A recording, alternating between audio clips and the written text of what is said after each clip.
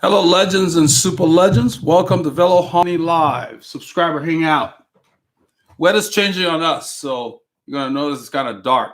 I've got some lighting here to keep things going, but we've got a front coming in.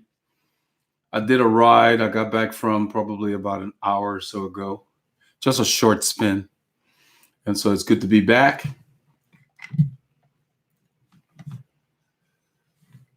Today we're going to be giving out some goodies to our. Before I start that, I want to thank Michael Grosjean. I hope I pronounced that correctly, for supporting the channel. We got notification from PayPal. I want to thank you, Michael. You're in the credits as one of the producers, so it's really cool that you continue to support the channel. Our patron of the month. I ran the program. And we've got some goodies here for Eric Nell. Eric Nell from San Diego, California is our patron of the month. He gets this jersey. It's an extra large race cut, what they call aerodynamic cut. And I hope it will fit you. We're going to be sending that out to you tomorrow in the mail. So we want to thank all the patrons. Daryl. Welcome. Glad you could join us. Hope you're feeling better. Hope you're recovering well. Hey, Christopher. Abid, welcome. So we're going to be sending that out to Eric, but in tomorrow's mail. Rich Walker, welcome to the live session here.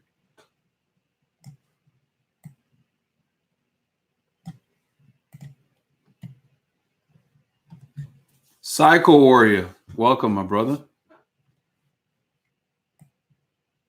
So when Eric joins us, if he joins us, I will let him know. But if not, he'll just get a nice surprise when he receives his goodies in the mail. Ian from the UK, another one of our super legends.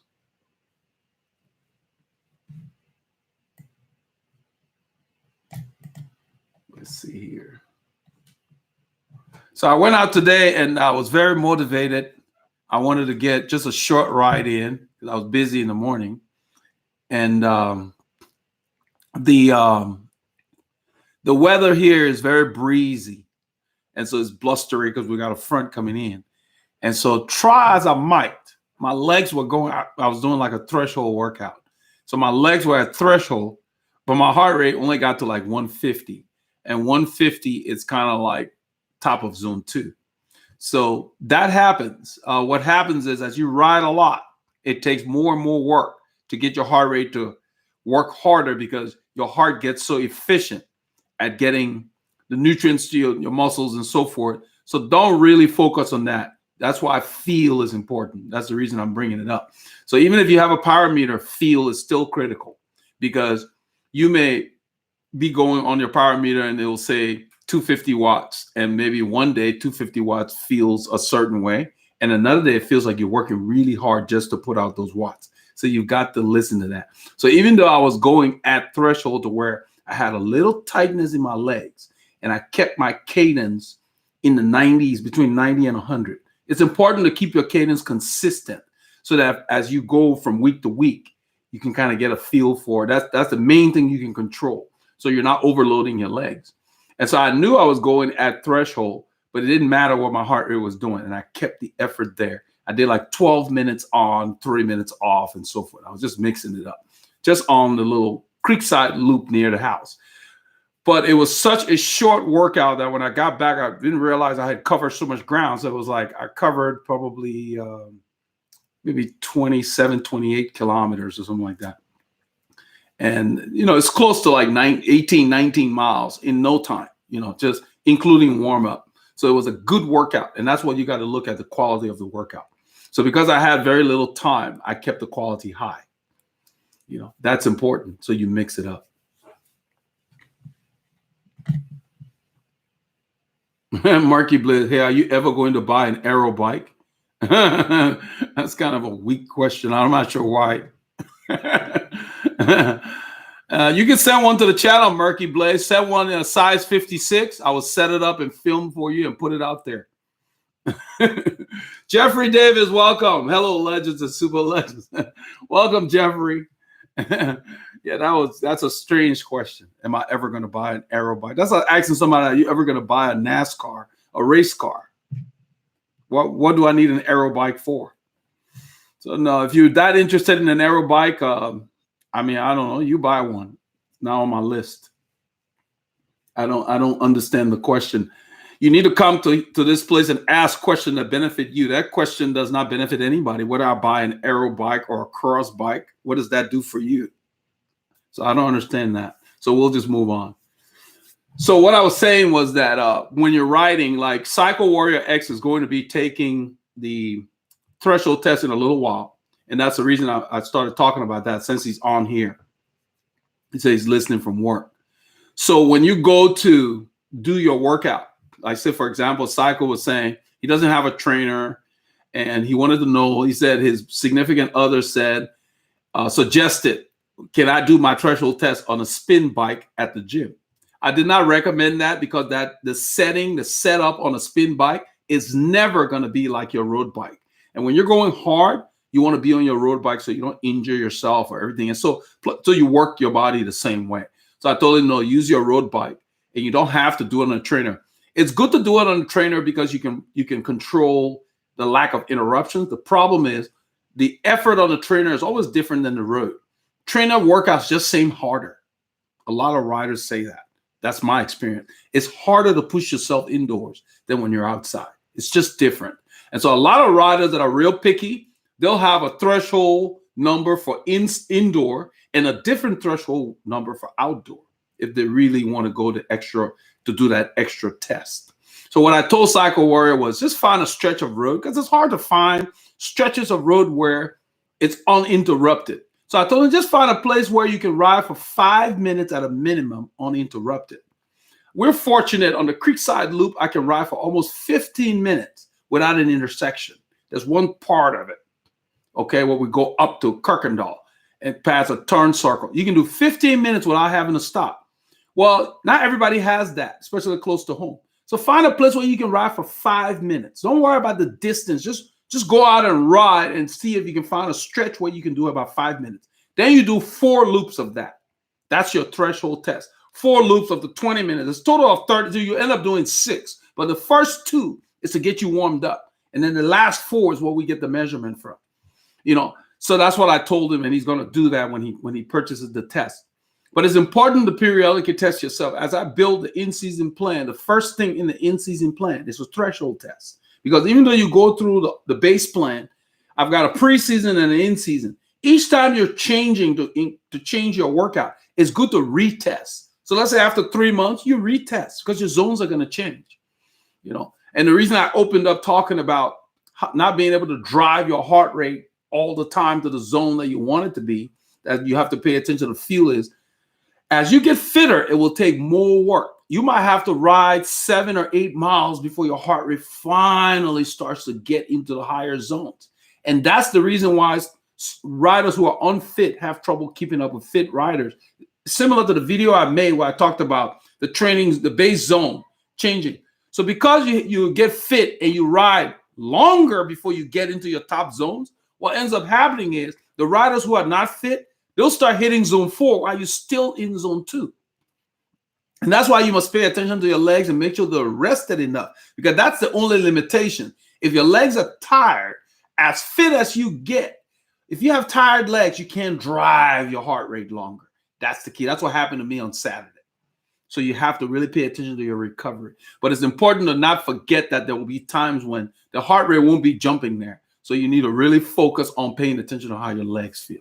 All right, let's see what we've got here.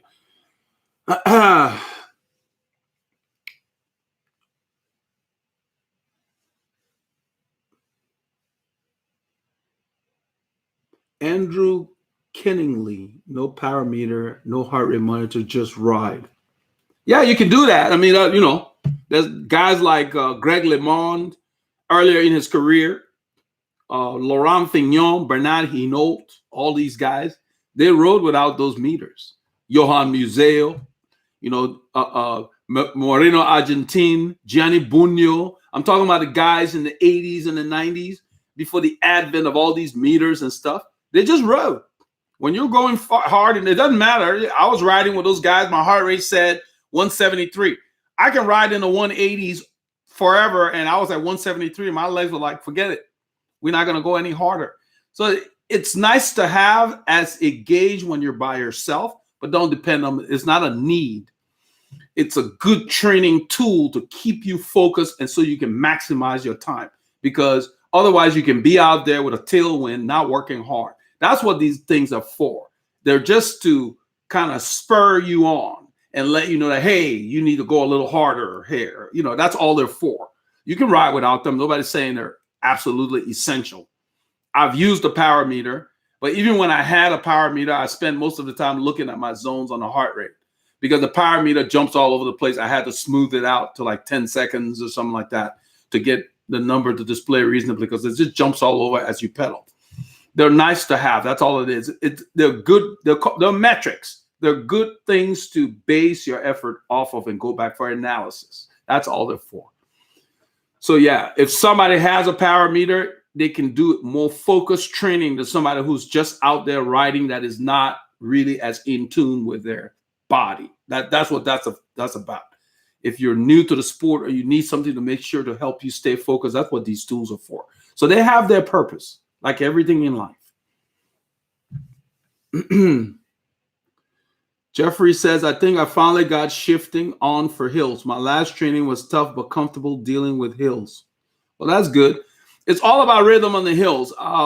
When those guys were pulling away from me, I shifted down and I felt like I was spinning out the gear. And my body just felt gassed, meaning out of breath, whatever. I just didn't feel like I was in rhythm. And the hill was going to continue. If we're at the end, I probably would have just tolerated it. So I shifted up to a harder gear, probably the 17. I was in the 18, 17. Then my legs started tightening up. And I was like, okay, in my mind, I'm like, okay, you're doing almost 6 hours plus today. That's how I think. So any other situation, I probably would have just blasted my legs because, you know, it was a short ride, whatever. But I decided to just go ahead and let them go and keep riding. But the key is that you need to find a rhythm. If it's a long climb, you want to find a rhythm to where it's sustainable.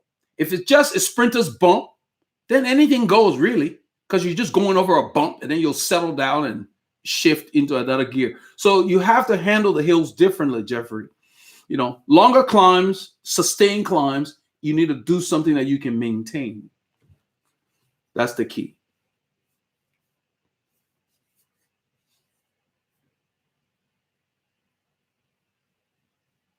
Dusan Pusavec, my combo for hills, 38T in the front, 32T on the back. Yeah, but you're not going to be using the 32 unless it's a steep climb. Hills vary.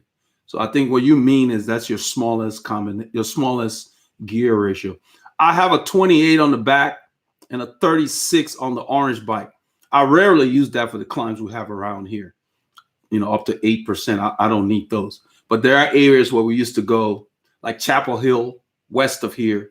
We have 10, 12% climbs. And every now and then we'll go through a neighborhood where you'll come across a 10, 15% climb. So when it's super steep, yeah, I'll get into those. Because really, people have come on here. I've talked about it before. People will come and say, oh, I got tougher hills. Doesn't matter. Doesn't matter how steep the climbs are. If you got 12, 15% climbs, you're not going to get any stronger than the guy who has 4% climbs that knows how to ride them. Because those steeper climbs, you can't ride them in anything other than, like Dusan is saying, he's got a 38, 32. So it's the effort you're putting out and for how long that matters. It's not the climb itself. Or it's not whether you're going into the wind or tailwind. You got a tailwind, put it in a big chain ring and a 15, 14 or something, and you spin it fast enough, you can put out the same effort. Or if you have a power meter, the same watts. That's the key. So when I hear people say, oh, I got tougher climbs, it shows their inexperience about cycling. Experienced riders don't talk like that because they understand what I just explained. That is not the terrain. It's how you ride it that matters. So you got people doing 500 miles a week or whatever, and somebody's doing 200 miles a week. If they ride that 200 miles correctly, the 500-mile guy might have problems because as you go longer and longer, you got to slow down. You can't ride 500 miles at the same pace at 150 miles. So as you go longer and longer, you've got to back off and you're in like zone 2. So depending on what your goals are, you may want to drop the mileage, the volume at certain points of the year and focus on intensity, because the human body has a finite amount of power. So there are periods of the year where you do volume, then periods of the year where you drop the volume and do intensity. But that volume that you did, it keeps your fitness high enough to where when you start doing the intensity is special. That's what I mean when I say structured training. And then during that week, you have a day where you'll do a longer ride, and you have days where you do shorter rides. Even if you have all the time in the world, you don't want to ride 5 hours a day. That's just too much. The pros don't even do that. You got to give your body a chance. So let's see here. Psycho says, I think L just killed my interest in the new Rebay More Aero bike. It shouldn't matter what I said. I'm saying if that's what you want, buy it. I have bikes that I like and they work for me. This idea that you have to keep buying stuff makes no sense to me. If you already have a pair of shoes and nothing's wrong with them, I mean, unless you just see another pair that you like, what's the point of that? You don't need it. You can only wear one pair, right? So let's say I got 3 bikes already. And why would I buy another bike, a 4th bike? I got to find somewhere to store it. I got to use money to buy it. Well, I got to use this for money. And on top of that is, why do I need suggestions from someone else on what I should buy? So Marky Blaze need to go buy himself an aero bike. If I want to buy an aero bike, it'll be my idea.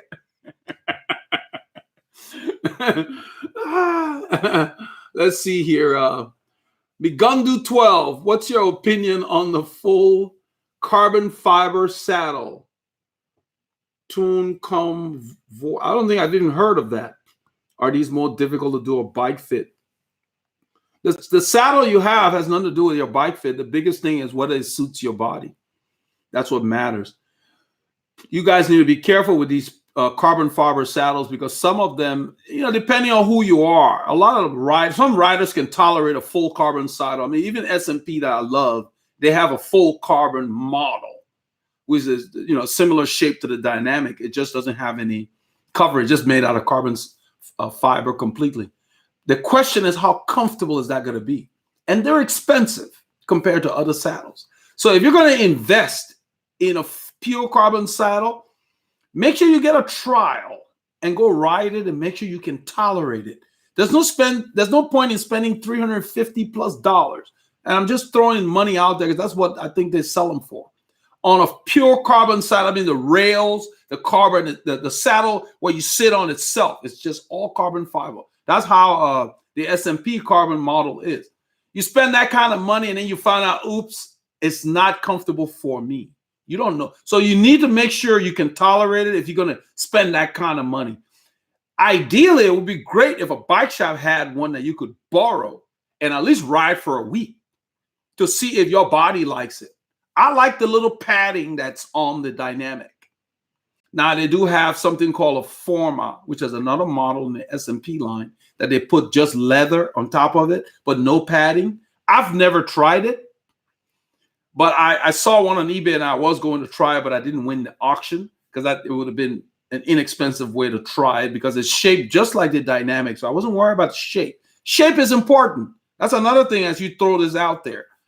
Don't just buy a saddle that may not suit your anatomy. The saddles don't suit everybody. So you need to make sure you identify a saddle that you really like before you buy an expensive form of it. So ideally, go try with the bike shop. Some of them have loaners because some manufacturers will make loaners and they even use different color to make it clear that it's not for sale.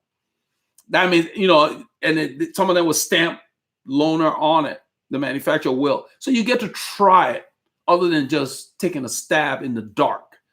Once most experienced riders, when they find the saddles they like, they don't change. In fact, they buy extra ones. So I've got 3 Dynamics on all those bikes because if they ever change the shape, at least I've got 3 copies. So that's another thing because sometimes the manufacturer will change them. So just be careful with them because it's all about comfort for you. And every human being is different. Saddle is a very personal thing, so be careful about that. I don't try saddles lightly. It took me a lot of years before I got to the Dynamic. I've ridden all kinds, and I could tolerate most of them, but I like this one best at this point. So Jeffrey says, I have rollers from 3 to 12%. Nothing around my house is flat.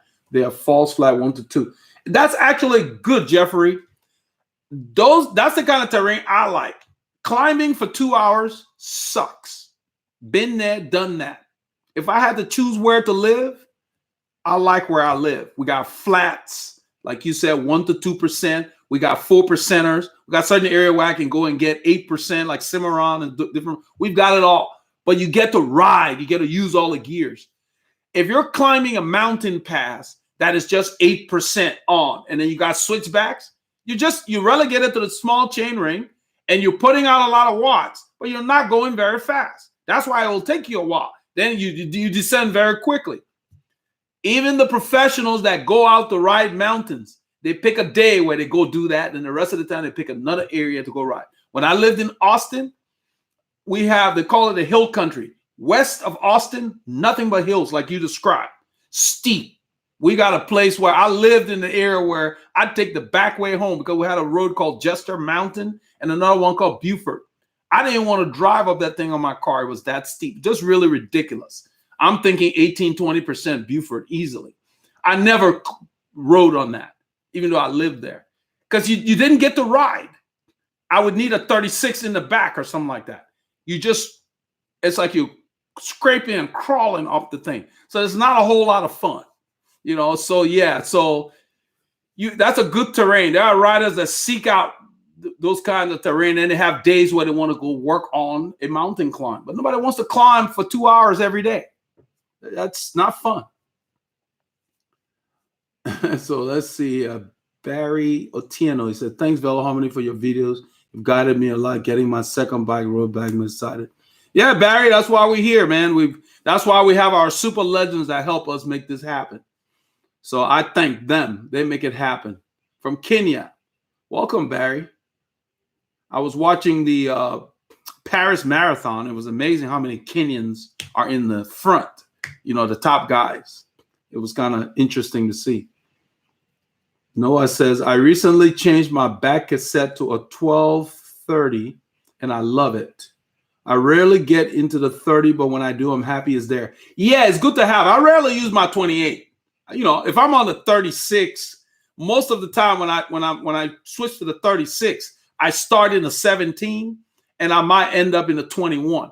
I don't use the 28 around here much, but it's good to have. Another reason I like it is if I'm on the 52 and I put it in the 25, that's a 56, 57-inch gear. I can handle most of the climbs we go through on the big chain ring without cross-chaining. It's good to have that one little fail-safe gear back there. So that's the reason I switched to the 36. So we have areas where I would need the 28, but with the 36, I can spin it. Like, Chapel Hill and place I talk about. Hey, Chris Rippey says hi. Yeah, so it's good to have. Don't worry about, like back in the day when we raced in Houston, we'd have like a 1223, just straight block. Because most of the places we used to race were flat. That's when we used to have that. Nowadays, I have like 25s and 28s in the back. One cassette I have is a 28 with a Shimano wheel that I use on the Kish. But the rest of them are all 25s and 28s or 27. Campy, I have a 1227. And I rarely use the 27 with the small chain ring. Most of the time I use the 39, 19 to the 17. The 17 is like a 62-inch gear, and it's in the middle. I don't think about it. I don't try to remember the numbers particularly. All I know is that if I'm in the big chain ring and I start to go too much further back and the hill looks steep, what I do is I shift 2 cogs over, drop to the small chain ring. And I know once I'm in the middle, I know I'm in the 17 or the 16 or the 19. And if I feel like it's easy, then I shift up or down. But I start there and decide whether I'm going to go right or left. And so that way, as the grade kicks in, especially with the wind, the grade kicks in, I'm not going to be straining. And I did something similar on Sunday. It wasn't on film. We rode with, I went out Sunday and I picked up Team RR. And the reason I'm mentioning it is there was a guy named Chris. I may have mentioned it on the group ride as well, but it stuck with me because he'd come from time to time, and I haven't ridden with him consistently. I don't even remember his last name. Paul may know his last name, but he's not Chris Osborne. He's another Chris. They have multiple Chris's that come to the ride. And he's a relatively young guy. I think he's in his 30s or whatever. But anyway, he came to the ride, and the reason I'm bringing it up is early in the ride, he was riding so hard on Honia Egypt that Paul H., the older guy in our group, Paul H. had to let him go because Honia Egypt, is windy. And so he gapped the pack, and I was behind Paul H. And then Paul H. waved me up. And then I told him, I said, I'm just going to get in front of you. You just keep riding, because he was ready to give up. And I didn't want him to give up. Give up. It was like it was going to be a nice day. We didn't have a big group or anything. It was a very blustery day. It was the day after the rainy Saturday you guys saw on film. So the wind was everywhere. It was sunny. So I told Paul, I'm just going to get in front of you. So I got in front of him just to give him a draft. I did not change the speed. So he sat behind me for a while, and I was paying attention. Once I felt like he got a rhythm, I started edging the speed up. So the effort that Chris had made did not take him very far, but it disrupted the group. So once we got to where they settled, I looked at Paul and I told him, I said, I'm going to ride up to him. You just hold what you're doing. So he held his pace. I rode up to Chris and just did like this. So he backed off because he was not even aware of what had happened. Well, why that is significant is by hour 3, Chris was having problems every time the road went up because he had done that several times. About 45 minutes after what I just described, as we approached the Taco Corner store, when you go across 105, there is a long 1.5 grade up to 3% into the wind. And I was sitting there pulling just to keep the group together. He waits until the steepest point, then he accelerates. And then Mark went with him. They like to do that. That's just something they do. I don't mind. I didn't change what I was doing. I just kept riding. Well, it didn't go very far, but they expended energy. So we got to the store, we rested. Everybody split up. The people who had seen what was going on decided some of them were going to come back. Bob and the other guys who don't ride regularly turned around. We were going through the forest. Well, in the forest, Chris had all kinds of problems because the forest is unforgiving. It's up and down, crappy roads. When you're tired and the road is crappy, it's hard on you because when you're tired, all you're trying to focus on is that wheel. I want to stay on that wheel. You don't want to be dodging potholes. So anything extra wears you out. If the road's real bumpy, you guys know that. So he was just having problems in the forest. And then we rode through Bethel. So all through Bethel, he was struggling. And Paul H., realizing that he was struggling that day, had left earlier. So it took us like 6 miles. We caught up to Paul H. And Paul H. is a guy that will do his own thing without telling the group. So he turned on Johnson Road off of 1097, which goes west into the wind. Paul H. did that. We were coming straight east on 1097. But Paul H. didn't tell anybody he was turning. So when we caught up to him, immediately he turned right. And then Mark said, well, I guess Paul H. doing his own thing. I didn't really care. I just kept riding, just steady, keeping it steady. By the time we got to Honia, Egypt, you guys know the last bump, Chris got dropped. So then Mark said we need to wait for Chris. I behaved as if I didn't hear it. I wasn't going that hard, but I did the same thing I described. When we got on Honia, Egypt, I pulled from Grand Lake all the way to that hill. It's about probably maybe 4 or 5 miles, so maybe almost 9 kilometers. I pulled us all the way to the hill, and I rode the hill because they usually like to attack when that hill comes. I didn't care who was going to do what. I just pulled, and when I got to the hill, I shifted in the back and dropped it on the small chain ring, which was a 3917. So in a 62-inch gear on a 3% climb, let's say it goes 3% and it goes to 1.5%, but it continues. He got dropped on a 1.5% climb. So it wasn't a grade that dropped him. It was fatigue. He hasn't been riding the duration we've been doing. So at the 3-hour mark, he was struggling. But the thing that got me, the reason I brought it up is you think he'd know that he hasn't been riding for 3 hours to have saved his energy in the first 30 minutes for what he did on Honia, Egypt. That's the point I'm making. They're not thinking. That's why I talk about Team RR and I say I like them. They just ride. They're not thinking. That's why I bring it up here for you guys, because you need to always use your head and legs. That's what the French said. tête et jambes, from the birth of cycling. They say head and legs. It's not just riding. You got to use your head. Whether you're racing, Grand Fondo, whatever, use your head. Know what your plan is. So he got dropped. And when Mark said, Chris is off the back, my mind was thinking about what he did to Paul H. early. They all do it to each other. I just kept the pace the same. And so we ended up riding all the way to Honia, Egypt. And then we waited for him at a little gas station. After you turn, there's like a gas station on the right. I think it's a Chevron. And we waited there till he caught up. And the reason I did it that way was I wanted him to realize that what you did to Paul H was not cool. Because if we had just backed off the power and let him catch back up, it wouldn't have been clear that, and I'm hoping that he learns from that. But these are the guys, when you wait for them in that situation, they catch up, then they race you after you've waited for them. I just kind of wanted to bring that out. That's what I'm saying. They're not picking up these little cues, like you guys are. That's why I call you guys legends. So I know I went off on a tangent on there, but I wanted to explain that and to summarize is that when you're riding, know what you're dishing out. Know what your effort will do for you. You want to do something crazy or something new, do it during your training. And then you know how your body responds before you try it in the group ride. So then the group doesn't have to wait for you, or you don't have to because everything they did on Sunday made our group smaller, because people started turning around because they felt like, man, I'm going to get dropped. I'm not going to be able to stay with these guys.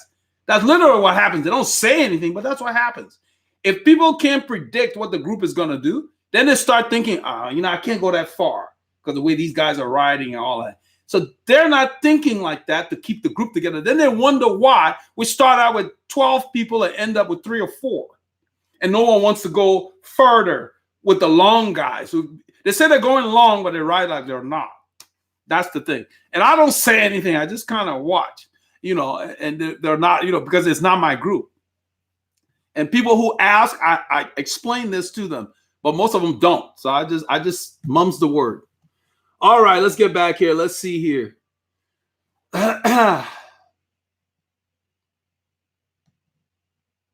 Chris Barron, looking at your chain incident with your mate's bike. Oh, yeah, that's Fabian.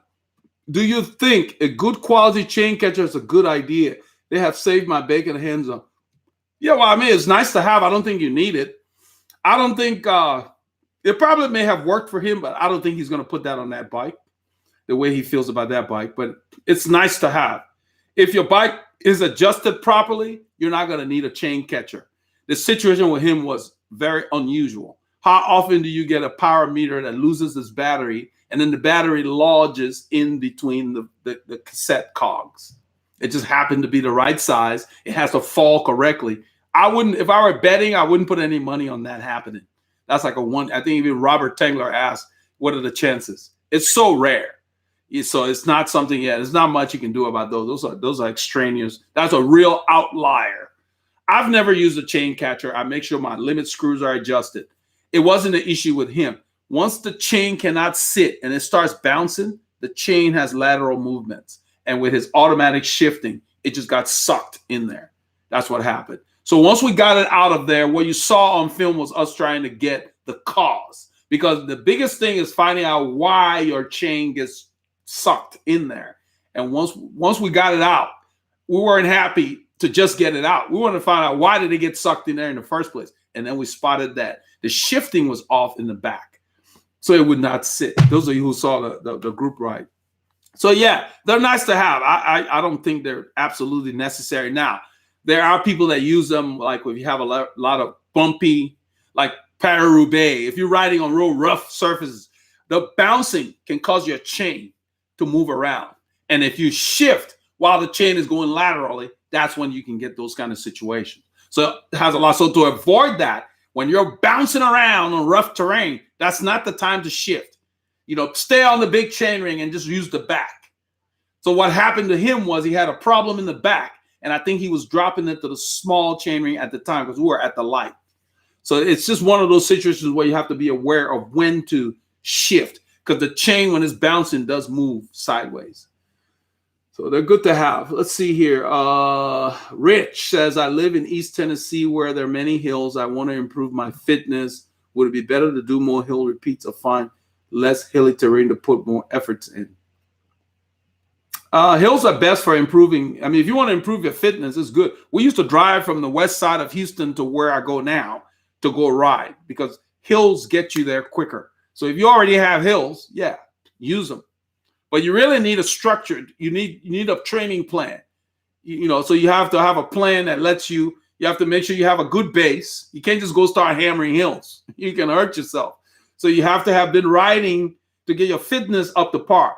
You can do base in the hills. You would be using gears like the gentleman talked about, like a 30 in the back or something like that with your 38 or your 36. Like I have a 36.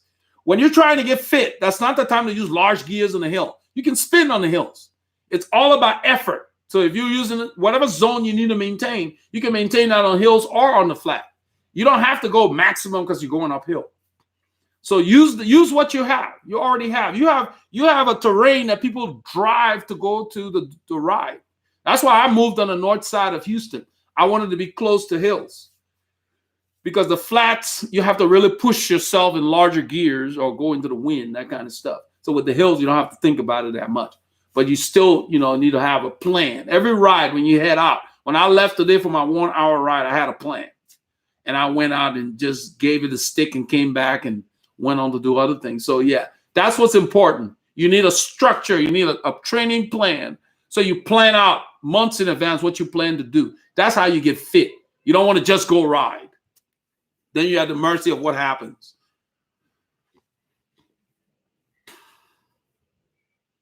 Andrew Kenningley said, clincher or tubeless for long rides. I use clincher for everything, long or short. I don't own tubeless. They're a pain. They're hard to deal with. So if you use tubeless, I'm not sure why clincher or tubeless is a question, because clinchers and sew-ups used to be the question.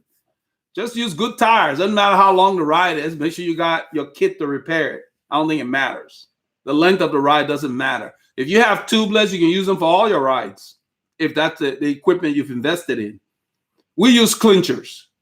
I used to use sew-ups when we had a mechanic that did all the gluing, because I don't care for that. It takes too much time. You have to set the glue overnight and all of that. So, yeah, just tires, any tires. Doesn't matter. Good tires. You're going to ride long, just make sure you have good repair, your tubes and other things, because you're going long. So if something happens, you got enough spares. I carry 2 tubes on long rides. John Demps. Let's see. Let's go to Ian here. I'm going to my super legends here before we run out of time. Ian's wondering just how your daughter is now. My daughter is still going through therapy, Ian. She's banged up. One of her knees are swollen, and so she's just being treated. See, one thing about being in an accident is everything doesn't surface within 24 hours. As you go about, then you have other problems. So, yeah, that's the reason we got an attorney, and they got her seeing a doctor. So she's got a swollen left knee. Paulie Longa was here, and he got to see her. We're finding out new things as they do more stuff. The body aches and so forth, but nothing major. But the doctor, some of these doctors want to do lengthy testing and all of that. They want to, pad the bill. And so I made it clear to her, just only do what's necessary. Because a lot of these doctors want to make the bill bigger than it really should be. Do what's necessary to get you well. That's the reason I want, you go and you get cured and you move on. So yeah, her knee hit the dash under the steering when she was hit. So her knee hit that, her face hit the steering column, I believe. But nothing major, just banged. She's just banged up and bruised up, aches and pains, that's all. So she's undergoing therapy for all of that to heal. And that's the reason we got an attorney. We didn't want anything rushed. So until she heals, because what they tried to do, if you don't know what you're doing, is try to get you to sign off on, this is all that's involved, before you really find out what's going on. So no, other than that, she's okay. She's at school. She's in college. She's functioning fine. We're trying to find her a new car.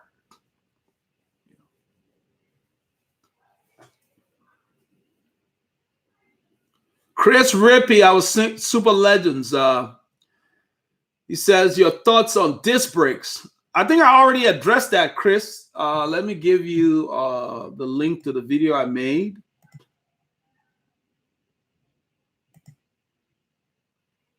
Let's see here. The reason I want to give you the video is that I took it from a standpoint of, do we really need it?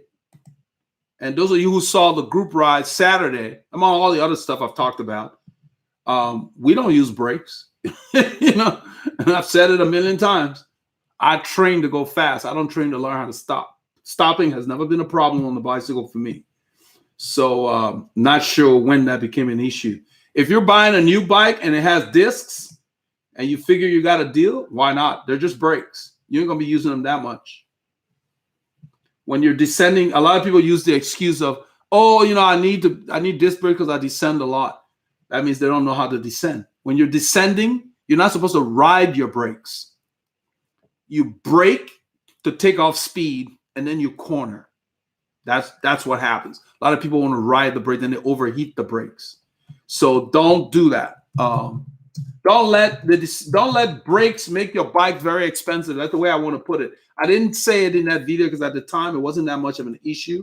But after trying to buy bikes for my little girls and the bike shop trying to rip us off, it became clear to me that they're putting these components on the bike and then they're trying to. John Hill, Super Legend. Thanks for the super chat, John. Appreciate that.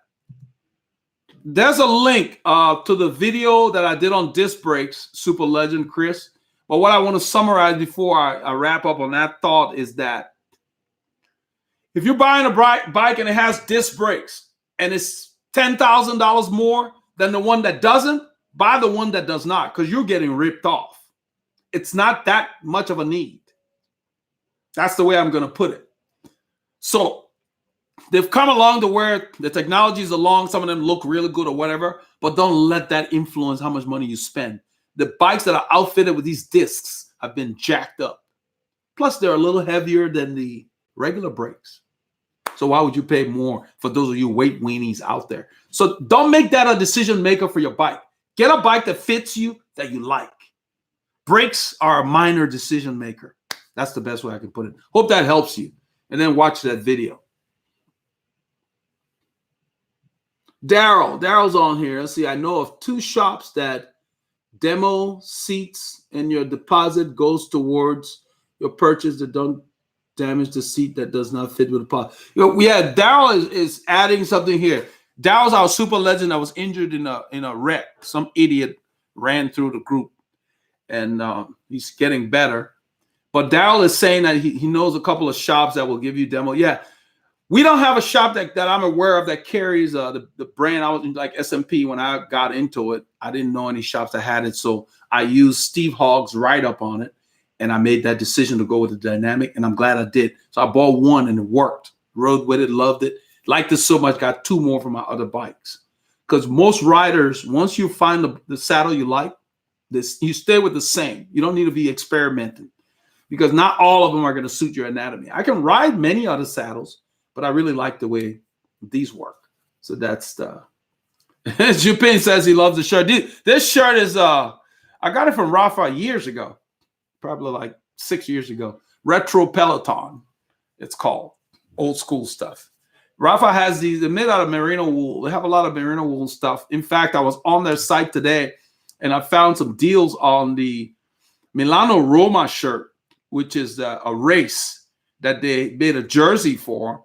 And they came up with this shirt that they was trying to sell for $80. And I guess it wasn't popular. So it was like $40, $48.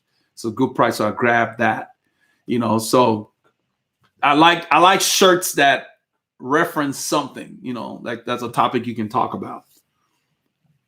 Yeah. So let me look here and then I'm going to go back. I'm going to deal with the Super Legends first, the Super Chats. John Hill. Thank you, my brother. John, I believe I have John Hill on our, let's see, Super Chats of the month and the producers list. Yeah, thanks, Ian. Yeah, I think she's gonna be fine. Ian, is one of these things where when your the knee is unusual. So the knee was swollen. They took a picture of it. My wife showed me the picture, and this is more than a week after the incident. So it's like you never really know when you're in a wreck or a car accident. That's something to keep in mind. You don't know what's gonna happen down the road. You don't experience everything right away. Even on your bike, when you have a crash and you get up, the first thing, if you're not seriously hurt, what do? We look for the bike, right? Is the bike okay? And people look at it like we're nuts. So yeah, the bike's fine, and let's say you finish the ride, whatever. The next day, when you get up, those little muscles you don't usually use that got pulled when you fell, then you're sore, more sore than the day before, and so forth and so on. So I'm just glad that she's got a professional that does this, checking everything. That's what this is about. So yeah. I think she's going to be fine. Just going to take some time to just heal. Automobiles, you guys know their story. Automobiles is like the biggest killer out there. We drive them all the time, but they'll do damage. From the time they got invented, they've been killing people. We somehow just live with that. In this country, it kills like a couple of thousand people a month. Nobody talks about it. But that's a lot of people. So yeah, they do damage. A lot of people. I was riding today. I'm coming back, riding my subdivision, Rayford. Paul knows the road. Rayford headed east, and a lot of drivers don't realize we're moving. They're just used to kids on bikes. They see a bicycle and they think you're not moving. And I was doing about 32 kilometers an hour, about 20 miles an hour, just comfortably, just riding. It's breezy, whatever. And this lady in a van, there's an area where we have a choke point before you get to North Crest. I always take the lane there. So I took the lane, then it opened up into 2 lanes. So I took the right lane. She's turning right and I'm turning right. And about 100 or so yards before the corner, she comes in front of me, realizing she's closer than normal, then stays next to the white line and leaves a little gap to the right of her van. Like I'm going to use that. She knew that she had cut over too late. She should have just gotten behind me. So then she stopped a little over next to the white line. This is today. And so I stopped behind her. I never use that space that they leave there because I treat myself like a vehicle. So I stopped behind her and she's looking in a rearview mirror. I told her, go. You seem to be in more of a hurry than I am. Then she turned right and I turned right. She wanted me to come on the right of her to turn right. Well, if we're both turning right and there's not enough room, you get behind me. But that would have made too much sense. So I always look for those kind of things. And the reason I brought that up is don't feel like you have to be way out in the middle of nowhere to have an accident. It can happen right where you live. Wherever there are people on the road making poor decisions. So always be vigilant. So what she did was not the end of the world. It wasn't dangerous, but I was watching for that because she didn't realize how fast I was going. She tried to come around. I'm doing 20 miles an hour, but there wasn't enough road for her to safely get in front of me before the corner. The corner came up quickly. And when she realized how fast I was going, then she stayed in the left side of my lane that she had come in. And so I just backed off and stayed behind her as opposed to using that little space that she was forced to leave. We get that often. I always see that. It's not something new. It wasn't too crazy. I told her, go. I ain't no hurry. I'm riding my bike to have fun. So that's the stuff you got to look for. Those are the little things that can cause issues, when they make mistakes, like at the intersections and all of that. Those are the places, I watch for. And when you get a choke point, we get quite a bit where the road is too narrow for them to share your lane. Take the lane. Make them get behind you until it opens up. You have to do that. You make the decision for them. You make it clear to them. You have to follow me. That's important. Hey, Marcus, welcome. So let's see here who I missed. Some of the other people here. Trying to cover all my super legends first. So Jeffrey says, it's coming together for me. I definitely consider myself inexperienced. We all are. You learn till the day you die. Just remember that. Everything in life. You should always continue to educate yourself. You can always improve. He said, I'm starting to log real road miles. Okay. Whatever that means. I mean, miles are miles. I get when you say real, I guess you're focused. I'm really dissecting old and new VHV, tons of not to do. Well, that's good that you're going back in the archives because a lot of people don't realize I look at the average view duration on YouTube every now and then when I look at the analytics, and I smile because it's like, imagine a book with 10 chapters and people are only reading 3. They're missing out. There's a lot of information in there. This is the main reason I started doing the narration on the group rides. There's so much information. And this was the reason Paul suggested I start the channel. We would be talking and he told me, man, I just, that's too much information. I can't digest all of that. There's so many different nuances. There is not one way to do anything. So whatever I say here is not the only way. That's why I do my best to give examples and reasons. Because then it makes sense. Because I don't have the only way to do things. You know, there's so many ways, I just say, to skin a cat. So everything I try to give here, I try to give examples and my reasoning behind it. And then so that it makes sense to anybody hearing it. So I don't want you guys to feel like I have all the answers. No, I'm learning too. There are always ways to improve. All right. DB says at work, and I finally caught the live stream. Have to take the train home. I will lose connection, but I'll watch later. Yeah, that's fine, man. Yeah, you can watch the replay. That's one reason. Another reason I'm keeping it to an hour so people can go through it. We'll break it up and we'll have enough of these. So let's see. Let me go to Dusan here. Is it a good idea to ride without padding on the shorts? The saddle feels good on long rides. I didn't know they made shorts without padding. I guess they're shorts for just working out at the gym. Yeah, you must just be wearing.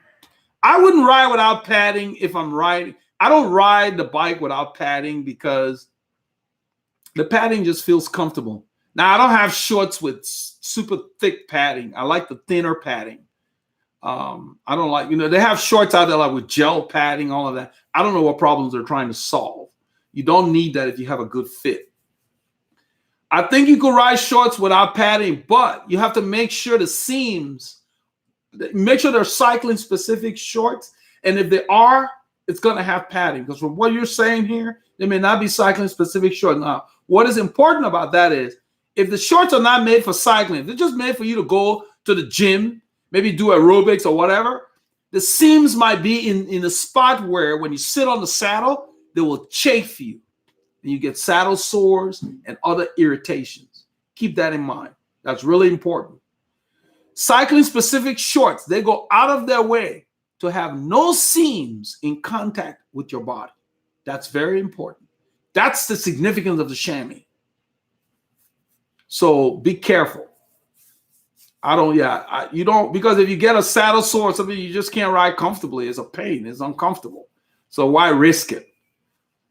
So yeah, don't take the chance. If you're going to ride for any appreciable amount of time, you need to have chamois in the shorts. All right, let's see here. So John Demps, let me go to him. I think I skipped him when I was dealing with the Super Legends. He said, I have stock wheels on my bike. I'm in the market for a new set. What's the importance of the hub?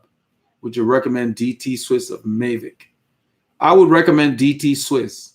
I have not had good luck with Mavic anything. I don't know what it is. I know it's French, and I'm not against the French, but I've had a lot of problems in the past with Mavic wheels. I used to use like the Open 4 CD wheels. They always came loose. And then lately they've had problems with their carbon wheels. So DT Swiss is bomb-proof. Now, whether you're buying them factory made or whether you're having somebody build it, most wheel builders will swear by them. But yes, wheels are a good investment for your bike. That is an upgrade you will feel immediately. And keep your stock wheels. Train on those. Use your new wheels for the fast rides or group rides. It's always good to have multiple sets of wheels. I've always had at least two sets of wheels for each bike. Let's see here.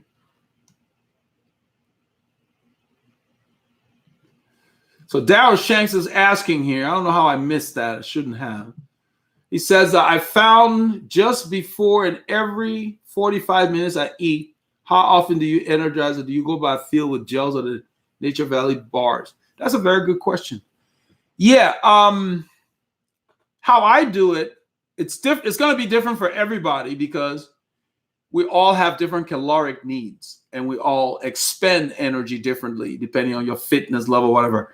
With the kind of riding I've been doing for so long, I can go an hour before I need to eat anything, but I don't look at time. Whenever I'm riding and I think about food, then I'll take a gel or I'll grab a bar. If it doesn't cross my mind, I don't bother because I have a routine that I do. I don't miss meals during the day. And then before I leave, I ingest a gel if it's very early because I don't usually have breakfast at 6 o'clock in the morning. So on the weekends, when I get up at 5:30 to get ready for these rides, I'm not at the point where I normally eat solids. So I ingest a gel, I drink some electrolyte, and then I have my stuff on the bike. But during the ride, every hour, I put something in there. That's a good gauge for me. The average rider, I would say 30 minutes. Get something in there. You want to eat before you're hungry, and you want to drink before you're thirsty. When the weather is 10 Celsius, which is like 50 degrees Fahrenheit or less, I take one bottle with me. I don't need to drink as much. Anything above that, I find that I need at least 2 bottles. I drink more. When it's warmer, I drink more. So just make sure you drink enough because the reason I don't drink much below 50 is I will have to pee so much because the body does not perspire as much. So I end up stopping to pee more frequently when it's cool. But when it's warmer, then you drink. The reason why it's important that you drink is it's good for your body. You don't want to neglect taking in fluids because when you're working really hard, it's not good to go without fluids to where your urine is yellow. You want to keep your urine clear. You've been there where you have a hard ride and your urine is what we call pickled with lactic acid. And you go use the bathroom and it's yellow. You need to drink. So whenever we stop, even if I've got stuff in my bottle, if we stop too early, I drink and then I go fill up my bottle and stick it on the bike. Because I much rather carry the liquid in my body than in the bottle. That's the reason. Especially when I have one bottle and we stop too early. Because a lot of times we'll stop at Taco Corner. It's kind of early. And so then I'll drink what I have and load up. So I have more than I need. That way. But as far as eating, every 30 minutes, you need to put something in there. If you're going to be riding more than an hour and a half. If it's just an hour's ride, you're fine. You don't need food necessarily, unless you start out hungry. When I do a lunch ride, I eat lunch on the bike. There's no point in me eating at 11:30. If I'm going to ride at noon, I just dress up and go and take my lunch with me and eat during the warm-up. And then I do my ride. That's how I use my time. So instead of sitting and eating at home, I sit and eat on the bike. And it's just little bite size. If you're taking sandwiches or whatever, just do bite size. I usually take banana bread, do bite size. So yeah, there's no particular rule that you need to keep it general. You start thinking about food, you need to eat. That's the reason you're thinking about it. And and then drink. If don't wait till you're thirsty, especially on a hot day. Every 15 minutes, take a drink. If you watch riders and stop at a light or take a drink, you don't have to stop to take a drink. But whenever possible, it crosses your mind, take a drink. It can't hurt you, especially when it's warm. That's very important. Because you never want to be behind. And you don't want to eat before a hard part of the ride. Like if there's a hill coming up, don't put food in your mouth before the hill. Put food in your mouth on the downhill or the flat roads where you can coast. Do that at that time. There's always a lull. There's a point where there's a lull. That's when you eat.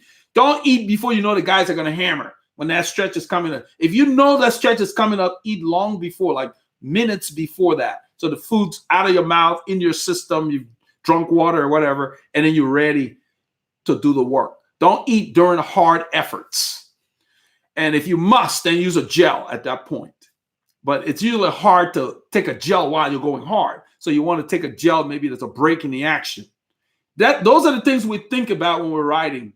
Okay, there's a break in the action. Let me grab a gel real quickly. And you need to learn to do that quickly. That's the key. It's important, if you're riding for hours. So you're never behind. Don't depend on the rest stop to eat. That's extra. Don't wait till get to the stop because then you might be behind. And what you eat at the stop may still cause you to be still behind and you got to keep catching up. So don't do that. Don't deprive yourself. I think I pretty much caught up on everybody. Let's see here. Okay. The Beans. He said, hey, Eldred, the guy named The Beans. That's a cool name. Hey, Eldred, I just moved to Houston, Texas. Well, welcome to town. Forgive our driving. And I want to join your group ride. Any rides coming up? Let's see here. I think I've updated the calendar. Let me find it and give you the link. I keep the calendar updated for all the rides that we do. What I'm going to do is, let's see, this is April. Okay, why didn't I update April? I'm going to put the link here for the calendar, and I'm going to make a note. I need to update because we're doing a different ride now at the Ash Lane YMCA. So I need to update the calendar to show. So I'm going to put the link here for the website. And let's see, events. I think I have it on here to where it's easy. Let's see about events. Here we go. Give it about maybe 4 hours. I will update it after this live session. We've decided to start doing another ride in addition to the Team RR ride. I'm going to put the link here for you.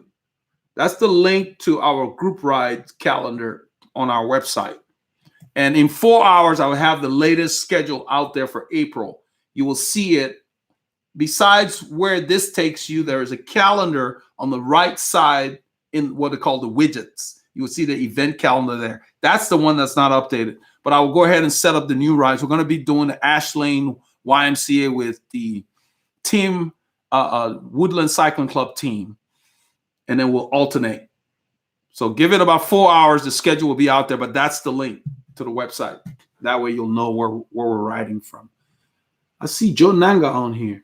Cool. I haven't been in a while. Let me see. Let me go back so I can catch up real quickly. It's 1:02. I'm going to wrap up, but I want to see what Joe has there. Let's see. Psycho says, got into a conversation regarding the proper way to go through a corner. Leaning, what's the correct way to lean with a bike, but keep your back straight? You lean the bike through the apex. I think we've dealt with that. I don't know if I did a video on that or not, but if you look in a training section, you may find one. You lean the bike. You keep your leg, your outside leg, you put weight on the bike, and you lean the bike. It's all about balancing. You just got to practice it. Yes, you lean the bike when it's dry. And I've talked about it on the rides you guys have seen. If it's wet, that's not the time to get crazy. Let the other people do it. When they hit the pavement, you'll be upright. So, yeah. So Joe says, I've started racing. Any tips you can give? Get to the race fresh, Joe, and stay in the top third. Then you won't have to work too hard because it's harder from the back, the yo-yo effect. And then you will stay out of most of the crashes. I don't know which category you're racing, but it really doesn't matter. Stay near the front. And you've got to really increase your ability to handle the high speed now. You got to start doing zone 4 and zone 5 efforts at least 2 to 3 times a week, along with your longer rides, because you have to get the adaptation to that intensity. So intensity takes, especially now that it's in season. But you've already been riding, so you kind of know. But really, as far as racing is concerned, is stay near the front, know who won the last race, because they keep the information. Whatever you're going to sign up for, recognize the guys who have been doing well at the races and stay near them. That way you're not reacting from way far back. That's why it saps all your energy. That's a quick hit on racing. And just be alert. John Hill, no thank you for providing us with great information to make all of us better. You're welcome, John. John's our super chat for the day here. So I had thanked him. All right, so Chris, I'm just going to rush through here. Chris says, time to get back to work. Yeah, take care, Chris. We're wrapping up. The races I've done so far have been a learning expedition. Just get out there and stay near the top third and follow the moves and get to know who matter and then go when they go. So you're not wasting energy. Yeah, it's different. It's not a group ride. They're trying to wear everybody out. And sometimes, depending on what category you're in, you can watch the race right off.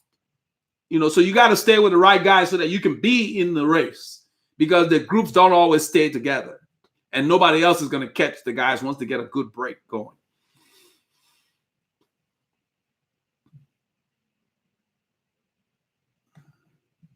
So we're going to wrap up here. Those of you who I didn't get to, next time do a super chat. Your question will get priority. But we're going to wrap up now. John Dem says, you validated the direction I was leaning. Yeah, John, you can't go wrong with DT Swiss. They're proven. They're like the Toyota, well, they're like the Timex of cycling hubs.